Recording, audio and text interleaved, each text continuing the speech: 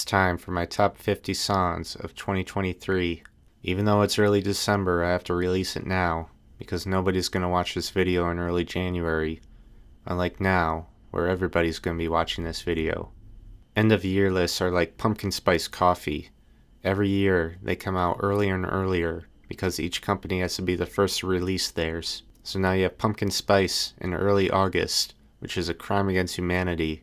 And now best of year lists come out around Thanksgiving, because it's not bad enough that Christmas took over Thanksgiving, New Year's has to too. Instead of counting down 50 to 1, because you don't know who I am, or if my taste is any good, I'm going to put these songs in fun little categories. Real quick, if you're wondering why I'm doing this character, it's because I struggled to make this video entertaining while still being myself. So here, halfway through this video, I'm going to stop the characters. So songs that sound like they were made for Apple commercials. Alternate versions of songs that were better than the versions that made it on the album. Songs that I paired together mostly because of the titles. Songs that I wanted to pair together because of the titles.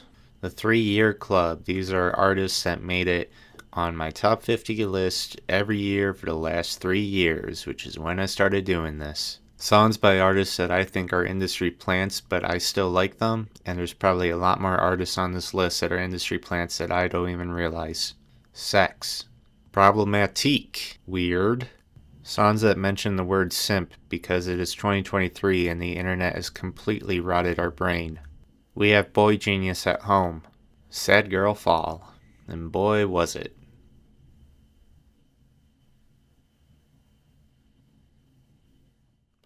Vampires. British Jesus Mate in it. Partial nudity in the album covers. Songs that technically came out last year, but they came out really late in the year and I didn't really discover them until this year. Zinnias almost made my top 50 of 2021 list. However, the strumming of the guitar started to become a little grating. It sounded like an acoustic version of a much better song. And this Electric Lady Sessions version is that better song. Clairo really breathes new life into the song, makes it the fully realized masterpiece it was always supposed to be. I wanted to put a song from Paramore's most recent album on this list. However, they also released a remix album, and while it wasn't as good, it did have an incredible version of You First with Remy Wolf. This song sounds like it was made for Remy. I mean, it even has Wolf in the lyrics. Sorry, Paramore, this is Remy's song now. After 2 years of releasing incredible singles, Caroline finally released her long-awaited album, Desire, I Want to Turn Into You. It was full of pop anthems. However, the best song that she released was a standalone single, Dang. This song is equal parts masterpiece and annoying, and I love it for that.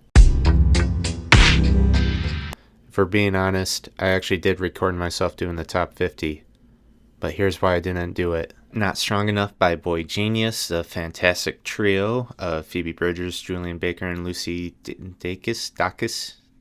Lucy Dacus. Dacis? Is it silent C?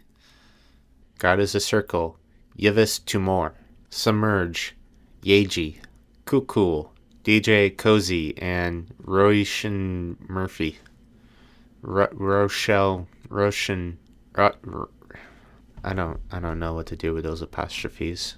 Everything That Rises, Sufjan Stevens, Red Wine Supernova, Chaperone, Not Alone, QAnon, Yuli, Sociopathic Dance Queen by Amere, Erotic Electronic by Slater, Yum by Slothay, Happy Now by Kali Ukis, Misty.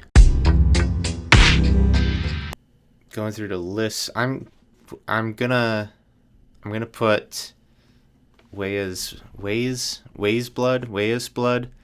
I'm gonna put her song Twin Flame on the list, even though it technically came out last year. So I'm gonna have to put that in there, which is gonna kick out a song from the list, unfortunately. I learned my lesson from my last video to not keep a song by an artist on the list just because I really like the artist. So I'm sorry, Charlie XCX. I've just been really doing you dirty these last couple days. Still love you. Well, there it is, folks. The top 10. Lana Del Rey takes in top spot with Ain't Know You. It brings back the hip-hop influence that she started with, but makes it much, much better. Like an artist returning to past works and making them better. Like George Lucas or Da Vinci. As I was editing this video, Spotify Wrapped just came out, just like I said, in late November. It used to be December that these came out. Is there a word for somebody who is a prophet, but they see things in hindsight? So let's go ahead and see what Spotify thinks. The almighty algorithm with its statistics. I listened to 86 genres. Top genre was art pop. Berkeley, USA. Spotify want me to move? You played 4,420 songs in 2023. What up, boys? 420. My top song was Let the Light In, featuring Father John Misty by Lana Del Rey and Father John Misty. I played it 33 times this year, starting on April 2nd. And it still sounds perfect. This is awkward because it made the list, but it's like it's the lowest Lana Del Rey song to make the list. Do I switch it around now? Is it too late to do that? Time is a construct. You listened for 50,267 minutes. That's 34 days nonstop. I mean, 365 minus 34. That's 331 days that I wasn't listening to music. That's pretty sad in my opinion. I need to listen to more. I peaked on October 23rd at 715 minutes. Okay, I know that's a lie because I checked the calendar.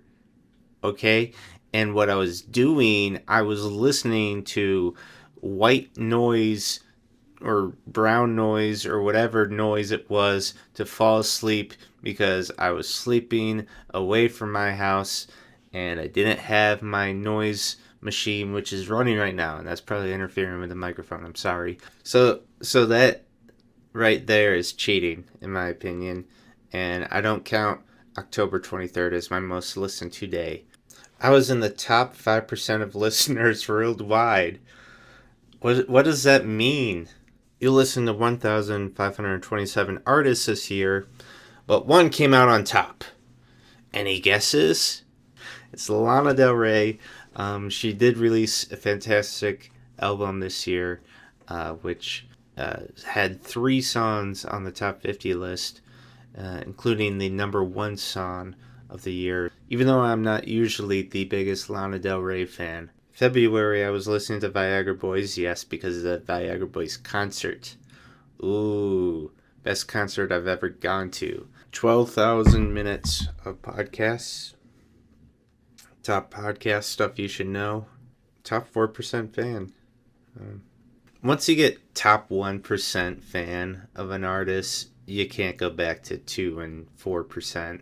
I was in the top 1% for Japanese Breakfast and the top 1% for Charlie XCX. While people were posting their, I'm the top 25% of Taylor Swift. That doesn't mean anything. Making the top 5% of Taylor Swift doesn't mean anything. I don't care how many Swifties there are. Get on my fucking level.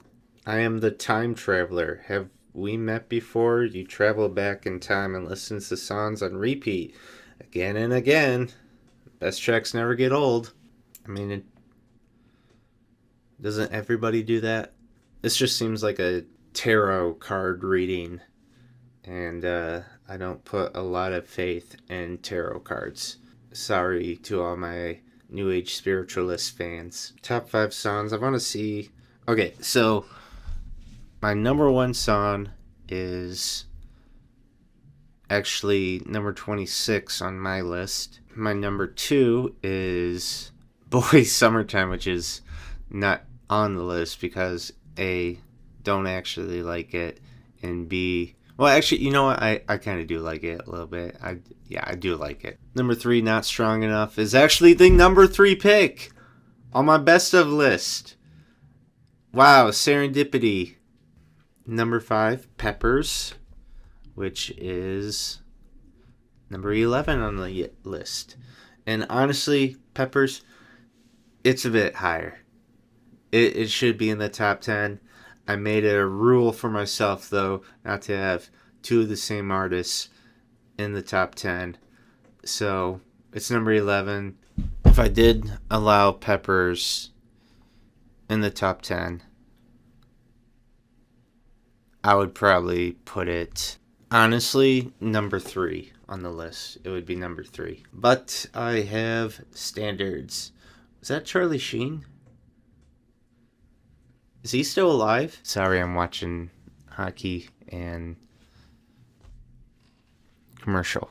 Now, somebody who was missing from my Spotify Wrapped is Mitski, and a big reason for that is because I wasn't listening to her on Spotify. I was listening to her latest album on vinyl. This is by far my number 1 album of the year. It's the only perfect 10 to come out this year, in my opinion. I just keep coming back to it. I've worn down the record already. I don't know. It just came out at exactly the right time for me to really connect to it. I love the direction that Mitski is taking with the country twang. If you want to see what my other top albums of the year are, I might put up a Topster list over there. However, Topster's become a little controversial because the guy who runs the website is like some nut job. Oh, and sorry if you were annoyed with the character I was doing for most of this video. What can I say? I'm just trying. I'm the trash man. I'm just throwing trash out there, seeing what sticks. Thank you for watching.